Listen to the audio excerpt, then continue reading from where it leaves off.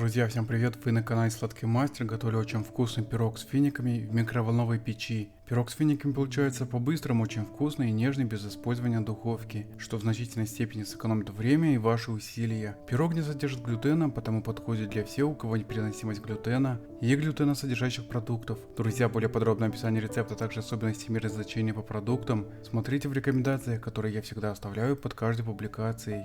В яйца добавляю сразу весь сахар, взбиваю на высоких оборотах миксера до получения пышной яичной смеси.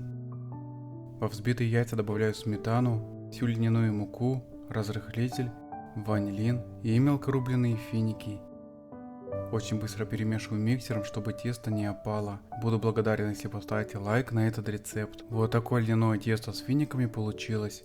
Для микроволновой печи рекомендую кольцевую силиконовую форму. Именно в такой форме пирог в микроволновке получается равномерно пропеченным. Условия выпекания в духовке я указал в рекомендациях. Выкладываю все льняное тесто по площади формы. Равномерно распределяю тесто силиконовой лопаткой. Убираю форму с тестом в микроволновую печь на 8 минут. После того, как пирог выпекся, извлекаю его из формы, переворачиваю на тарелку для микроволновой печи. И после чего повторно убираю пирог с финиками в микроволновую печь в перевернутом состоянии, чтобы низ пирога оказался сверху еще на 2 минуты. После того, как пирог окончательно пропекся, перекладываю его на решетку и оставляю при комнатной температуре до остывания. Пирог с финиками можно подавать как горячим, так и холодным. Он всегда будет очень нежным и ароматным. Этот пирог готовится за считанные минуты, но при этом получается настолько вкусный, что ничем не уступает своим традиционным аналогам выпечки с финиками. А поскольку в этом рецепте нет глютена, его можно готовить как и очень вкусный пирог в категории безопасная и вкусная восточная выпечка.